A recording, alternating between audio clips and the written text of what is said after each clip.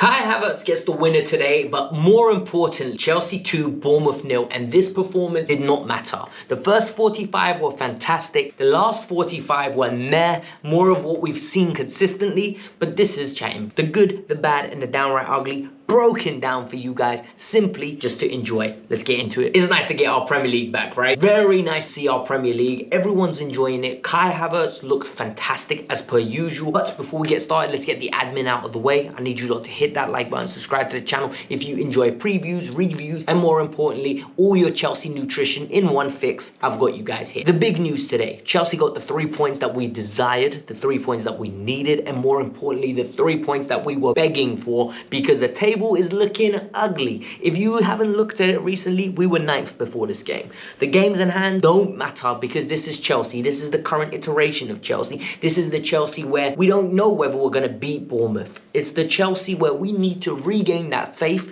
confidence, and treasure of our club again. So let's start with the good. There's a whole load of positives, 2 negatives in the bad, and 1 downright ugly that I think every single one of us watching this video right now is upset about. Reece James. We need to start with the good because we need some positivity. It's been far too long that we've been in a negative mood, and this is a positive channel. This is a channel that wants what's best for Chelsea, and it will always remain as that. Let's start with the good, right? The good, first of all, the change in formation was the right thing to do. Look, consistently we're looking and having this debate, whether it's 3 at the back, whether it's 4 at the back. It doesn't matter. For me, it's as simple as this. The more attacking players we can get on the pitch, the more creativity we have on the pitch, the more chances we're going to get, the more we're going to score goals. This team has a goal scoring issue, and today we didn't have that issue only because in the first 45 minutes we were proficient and we were efficient in front of goal, in my opinion. What I really liked was the change in formation. We went with a 4 at the back, but when we were attacking and we had the 2 wingers and we had the number 10 in Mason Mount and Kai Havertz as the false 9, we had Cucurella come into the midfield and always give us that security. So all of a sudden, you had Reece bombing forward on the right-hand side. Cucurella comes in. You've got Koulibaly and Thiago Silva sitting. You've got 3 midfielders cramping it up. Almost somehow with Jorginho making it a back 3 whenever we were on the ball, but at the same time having him as an option.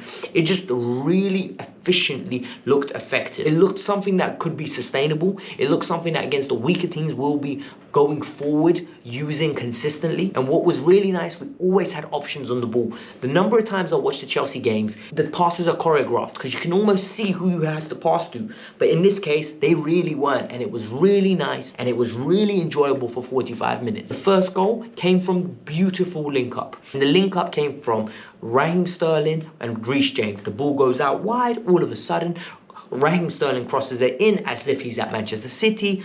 Kai Havertz spreads, goes, great tap-in. It's a tap-in that should be happening on more occasions. And what I really liked about that goal could be recreated. It is important to have goals that are fundamentally recreatable consistently. It's not a long-range banger. It's not a absolute beauty where you beat 6, 7, 8 man. It's a goal that was literally put on a saucepan for him, and he finished it and caressed it into the net. Kai Havertz's performance today, bruh, where's this guy been? Where has this guy been consistently? Because when you look at it and you think about Kai Havertz's performance today, it had everything. It had the passing range, it had the movement of the ball, it had the fight, it had the grit, the urgency in his play, and that's something that I believe Kai really lacked. The urgency. He was running in behind, he was coming short, he was getting into the number 10, linking up play. You get a proper number 9 next to him, or maybe a person that goes ahead of him a bit like an Nkunku, and all of a sudden you are really going to be cooking, because Kai as a false 9/9 works. It really does, and I think a lot of people just want too much from him, and it's not going to work in the long run. If you expect him to be that 20-goal a season man, he's not that. He'll never be that. But what he is a consistent outlet to give you around about 10 to 12 goals if you play him consistently and don't disrupt it. But at the same time, his performances will warrant him playing. Then you start looking at the partnerships that were starting to build up. You could really see an efficient movement in Raheem Sterling and Reece James. The partnerships were building, and what I really loved about it was that we were actively combining. Reece was moving forward, giving it to Raheem. Raheem's so secure on the ball. That's one thing I really love about him. he's not going to turn it over. Very good at using his body to shield the ball, running behind. We saw so much of dribbling from Raheem that we haven't been seeing recently, and it's because the freedom, the shackles are off to go and express yourself. And this is something that I really want to see with Raheem Sterling going forward. The goals will come. He will get you 10 to 15 league goals. It's going to happen. The difference is Raheem going to be creative? Is he going to be elaborative in what he needs to do? And when he has Reece James, the link up was beautiful. It was something that I was enjoying watching. And it's something that hasn't been the case when it comes to Chelsea in recent times. I've actually not enjoyed watching Chelsea play. That's really annoying because it's the team that I follow. It's the team I cover. It's the team that I support. But yet the enjoyment element of it has been sucked out. So today I was actually really watching with a smile on my face in the first 45. Like, the link up was beautiful, and the goal, the second goal, it was literally the link up on the right hand side, comes to Zakaria makes a meal of it, comes to Kai Havertz, he gets the ball, lays Mount off, and once again a beautiful curling finish. Good goal from Mason Mount, who in my opinion had a good game today once again. What was really interesting for me to see as well was the myth that we play with or at the back, we can't defend. Well, Cucurella coming into the midfield and all of a sudden Jorginho dictating the play in the middle allowed Thiago Silva and Koulibaly to do what they do best. Just command the box, command the ball, and read play and sniff it out. We went with an experienced lineup at the back. I don't think it's a coincidence that he went with Koulibaly, Thiago Silva and Jorginho. Look, the three are good on the ball. They command in the sense that they're very talkative. They communicate consistently with everyone, and we need results. And when you need results, you lean on your experienced players to get you through it, and that was very evident. This is the Chelsea that we need to be going forward with. Hopefully injuries do not derail our season as they already have, in my opinion. Hopefully there is some hope of us to make top four, and this will come purely based on the lack of dependency of certain individuals. But it happens, and we need to be positive. A final shout out today needs to go to Zakaria. Twice, he's been absolutely perfect. The game in the Champions League was perfect. And the other game in the Premier League he wasn't great. But it is what it is. It happens. We don't expect him to be a starter. But today, he was very good. Yes, there were a few occasions in the second half where, in my opinion, his lack of technical ability was there for all to see. His lack of composure was there to see. Him putting out fires is what that midfield needs when you have Jorginho there. We can eventually replace Jorginho with hopefully an Enzo Fernandez, and it will just explore a new element to this team. But you need that individual that's going to run around, get stuck in, win the ball, transition it, recycle it quickly. Just give it. He's not good in the final third, Zakaria, and that's where he needs to improve. But today, I can't be too critical. He was the baddie. You guys know, right? We got the 3 points today, but that second half, it was not impressive. I'm not going to lie to you. Every time I looked at that second half, a lot of it stank. It stank of the odor that Chelsea have been stinking of for the last 3 years. We scored 2 goals, and all of a sudden, let's defend what we have. And the problem is we're not good at defending. So when you can't defend, what are you doing trying to defend the win?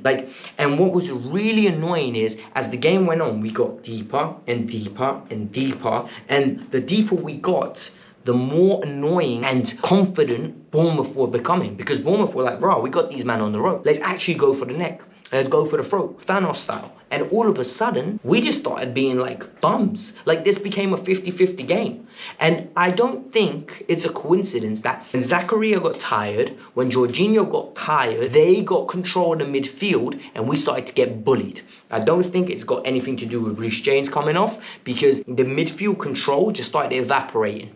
We didn't knock the ball around. I'm not saying Jorginho is at fault, and I'm not saying that Zakaria is only at fault, but I do think there is an element of us having to refresh it. And the other thing that I'm going to talk about that a lot of people aren't going to talk about is this weakness in our bench. When you look at the players coming on, we had Azpilicueta, great captain, most probably great in the dressing room, most probably a very nice person that I would get along with. But at this current iteration, he isn't Chelsea quality. He will not be Chelsea quality. And that's the sad truth. You don't like it, you're going to hear it, because I'm going to say my Aubameyang. Aubameyang should not be getting minutes for Chelsea anymore. Aubameyang was meant to be a signing that came in and had a notable impact of giving us goals. Aubameyang is not the same player he once was. Aubameyang has aged. His tenure at Chelsea will always be remembered with Falcao, Pato, Higuain. It's not his fault. It's just Father Time. It happens to the best of us. And finally, Conor Gallagher. Why is Conor Gallagher getting minutes ahead of Lewis Hall, ahead of Omari Hutchinson? We know Conor Gallagher's level. It's not Chelsea Football Club. I'm sorry. A lot of you are going to get annoyed. A lot of you are going to say, Alex, stop being mean. I don't care. He's just not good enough for Chelsea Football Club. We know that. We need the evidence. The evidence is not worth on the paper that is written on. Like, if you realistically want to appreciate Chelsea and want Chelsea to go forward, you can't have players like Conor Gallagher playing for us. I'm sorry. Get annoyed. I don't care. And the ugly. The downright ugly is the part that I did not want to talk about today. I genuinely wanted a great performance. I wanted a performance that we could be proud of. I wanted a performance that could get me excited. And in the first half, we actually got it. And my mood deteriorated the minute this happened. Reece James went down. He looked distraught. He looked upset. He looked devastated. And what made matters worse was that the individual just came back from an injury. Why is he playing in this game? Why is Reece James playing in this game if he has any chance of becoming injured again or re-injuring himself if he's not 100%? We saw this with Wesley Fofana, and this is what frustrates me. The fact that Wesley came back too soon, limped off, and he's injured again. And now Reece came back too soon, and now Reece is hurt again and injured again. And we do not have adequate cover. We need to sign a right. Reece James has reached a level now where I can confidently call him injury-prone. I don't care if it's harsh. It's been 3-4 seasons in a row when this guy is consistently getting injured on a daily basis. On a seasonally basis, Reece missing 10 to 15 games has become a norm. It should be penciled in advance because Reece is not going to play 38 games a season. It's the reality. So we need to accept that, and we need to just load manage this player. I am tired of the medical staff not adequately preparing these players to the point where they keep reigniting the same injuries. If he's not fit, just don't play him. He's not available. And it's frustrating because it's going to undermine our season. The relationship I was talking about with Raheem and Reece is beautiful. Now I need to watch Azpilicueta at his age consistently trying to do a job that an individual of 24 is doing. It's not going to work, man. It's the wrong tools for the wrong jobs. Aspi is good for other intangible aspects of the game. He's no longer the tangible asset on the pitch. And the quicker we understand this, the quicker we're going to move on. I really hope we acquire some new talent in that right back position because we can't count on Reece. The sad reality, it hurts to say because I think Reece James is one of the few world-class players we have in this team, but it is what it is. Hit the like button, subscribe to the channel. Let me know your thoughts, peeps, because this has been a great 3 points. And now we have to go and beat Forest and acquire the 6 points. We're playing catch up for the remainder of the season. So right now, we're building the foundations for the future. We're not going after a league title. We're most probably not going to go after the Champions League. We're not going to go after the FA Cup. We just need to build foundations. We need to get confident. We need to get more wins. So hit the like button, subscribe to the channel. Talk to you guys later.